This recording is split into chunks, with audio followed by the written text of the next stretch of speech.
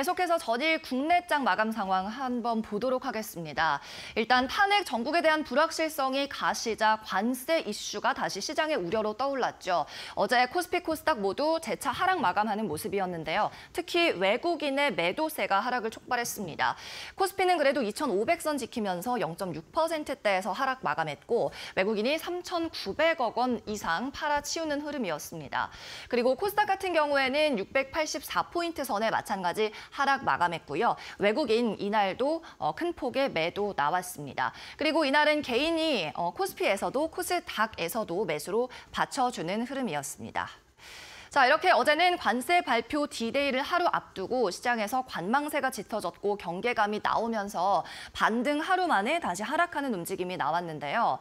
특히 2차 전지 업종이 이 관세 정책이 시행될 경우 가장 리스크에 많이 노출되어 있다. 가장 취약한 게 배터리 업종이다라는 분석이 나오면서 배터리단에서도 매도세가 나왔습니다. 특히 셀 3사, LG나 삼성, SK 같은 경우에는 미국에 그래도 생산 베이스를 가지고 있기 때문에 관세 리스크 그나마 제한적으로 받을 것이다라는 의견이 나왔지만 특히 배터리는 소부장, 니켈이라든지 소재라든지 양극재 그리고 전고체 단에서는 일제히 하락이 나온 모습이었습니다.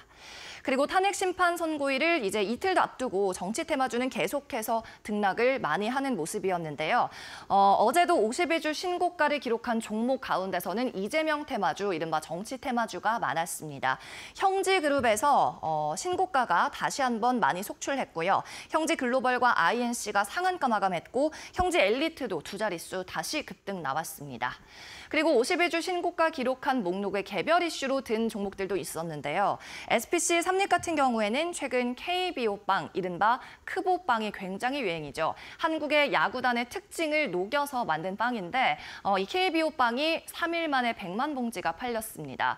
3일 만에 100만 봉지는 역대 가장 빠른 기간 내에 많은 물량이 팔린 기록입니다. 기록을 세우면서 10% 급등 나왔고요. 휴젤 같은 경우에는 상승폭이 많이 크진 않지만 장중에 36만 원대 후반까지 올랐습니다. 미국에서 보톨리눔 톡신, 보톡스의 판매를 본격화한다는 소식에 마찬가지로 신고가 영역에 진입하는 모습이었습니다. 그리고 전일장에서 외국인의 매매 동향을 보면요. 가장 많이 매수한 종목은 KB금융이었습니다. 불확실성이 상재한 가운데 방어적인 성격을 가진 금융주에 매기 들어왔고 그러면서도 IT 기술주인 네이버도 함께 담는 모습이었고요. 코스닥에서는 거래량이 많은 에코프로 BM을 가장 많이 매수했습니다. 또 기관 같은 경우에는 이날 코스피에서는 일단 실적주, 수출주에 포커스를 맞추는 모습이었는데 반도체, 화장품, 그리고 조선주 순으로 담았고요.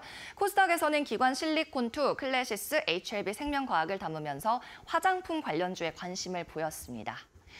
네, 계속해서 어제 대부분의 업종이 내리기는 했지만 그래도 실적주 그리고 수출주 단에서는 괜찮은 움직임이 있었습니다. 다음 장에서 확인해 보실 수 있을 것 같네요. 특히 화장품이 그랬습니다. 화장품이 1분기 국내 수출 금액이 역대 최대를 기록했는데 26억 달러의 수출고를 올린 것으로 파악이 됐습니다. 업종 전반적으로 영향을 미쳤는데 그 가운데서도 개별 이슈가 있었던 애경산업, 두 자릿수 상승 나왔는데요. 애경그룹이 애경산업의 매각을 검토한다는 소식이 전해지면서 11% 급등 나왔습니다. 화장품 브랜드 루나를 보유하고 있는 회사입니다. 또 화장품을 담는 용기, 그릇을 제작하는 업체인 펌텍코리아도 8% 급등이 나왔고요. 이 종목은 51주 신고가도 갈아치웠습니다. 내추럴 엔도텍도 상승했어요. 또 어제 가장 많은 상승폭, 가장 높은 상승폭을 보인 업종은 바로 신규 상장주 섹터였습니다. 섹터의 전반적인 뉴스가 있었다기보다는 개별 이슈로 종목이 하나씩 상승했는데요. 한택이 상한가 기록했습니다. 트럼프 1기 정부 때 LNG 프로젝트 관련해서 8천만 달러의 수주 이력이 있는 기업입니다. 그렇다 보니까 이번 LNG 프로젝트에도 수혜를 볼 것이다라는 전망이 나왔고요. 후성에서 지분 70% 가까이 갖고 있는 최대 주주입니다. 신플랫폼 같은 경우에는 아마존 웹 서비스가 국내에서 마켓플레이스 서비스를 시작한다는 이야기가 나오며 파트너사로 부각을 받았고요. 마찬가지 두 자릿수 급등. CK솔루션은 LG 에너지 솔루션이 북미 고객사로부터 역대 최대 규모의 수주를 했다라는 소식이 전해지면서 LG 엔솔에 또 납품을 하는 CK솔루션이 함께 추가 수주 나올 가능성이 있다는 분석 나오며 10% 상승했습니다. 그리고 이어서 어제 전 섹터 가운데 가장 하락률이 높았던 건 전선인데요. 최근 글로벌 빅테크 기업들이 AI에 대한 투자를 회수하거나 철회하고 있는 모습 나타나고 있습니다. 그렇다 보니까 AI 투자가 피크 아웃을 친 것이 아니냐라는 우려가 나왔죠. 가온전선이 6%대 하락했고요. LS 마린솔루션과 대한전선도 일제히 하락하는 움직임 보였습니다. 네, 계속해서 다음 장 살펴보시죠. 사실 오늘 증시에 가장 큰 영향을 미칠 이슈는 바로 상호관세 부과 계획일 겁니다. 오늘 새벽에 나왔기 때문에 간밤 미국 증시에는 아직 영향을 미치지 않았고요. 오늘 우리 증시에 직접적으로 영향을 줄 텐데요.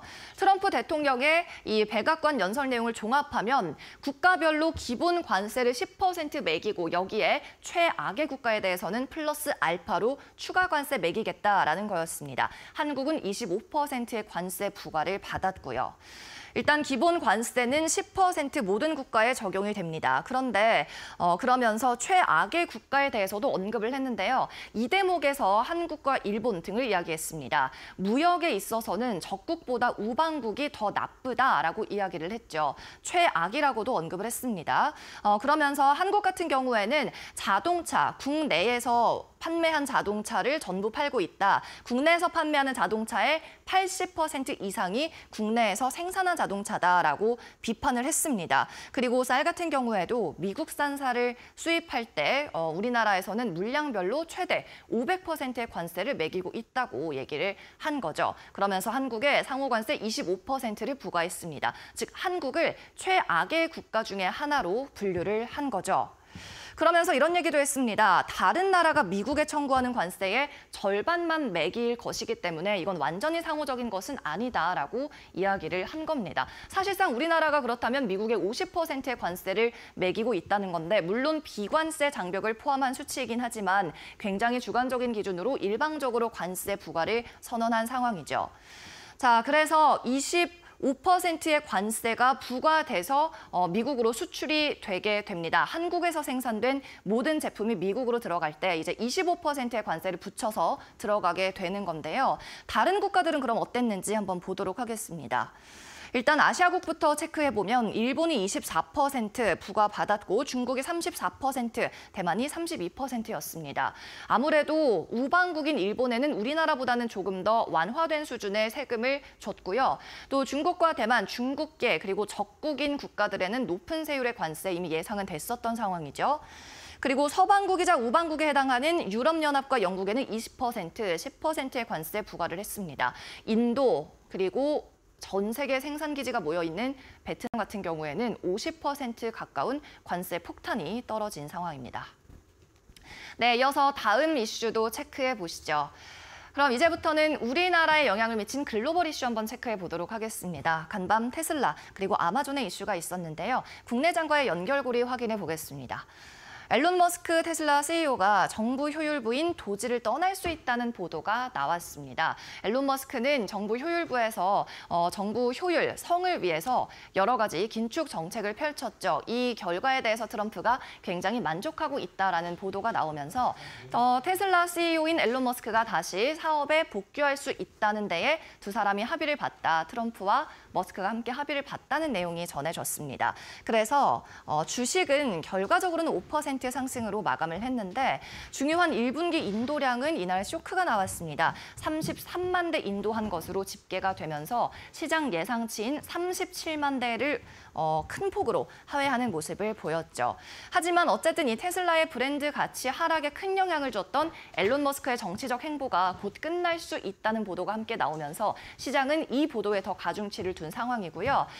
일단은 정치적인 이슈가 제거가 되면 테슬라 판매량이 다시 반등할 수 있을지에 시장의 초점을 맞출 수도 있습니다. 이 두 가지 이슈 가운데 어떤 점을 더 크게 받아들일지 2차 전지 관련주 주목해 보시면 좋겠고요. 계속해서 아마존 같은 경우에는 틱톡 인수전에 뛰어들었습니다. 인수 제안서를 제출한 것으로 보도가 됐는데요. 물론 트럼프 행정부에서 진지하게 받아들이지는 않고 있다. 경쟁사들의 입찰 금액을 끌어올리기 위한 전략이고 틱톡 내부 사정을 확인하기 위한 전략이다라고 보도를 하고는 있습니다.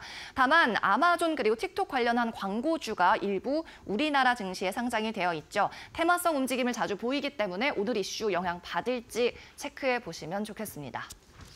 네, 이번 주 주요 일정 마지막으로 정리해 드릴게요. 일단 4일인 금요일에는 미국에서 고용 보고서 나옵니다. 오늘 나온 민간 고용 보고서 같은 경우에는 굉장히 탄탄하게 나왔습니다. 서프라이즈를 보였는데 미국 고용 보고서에서도 이 같은 탄탄한 고용이 다시 확인이 될지 여부에 주목해 보시면 되겠고요. 금요일 중국 증시와 홍콩 증시는 청명절 연휴로 휴장에 들어갑니다. 그리고 4월에 있을 주요 일정, 다음 주에 삼성전자 잠정 실적 발표 있는 점 체크해 드리고요. 또 17일 금융통화위원회도 열린다는 점 체크해 드리도록 하겠습니다.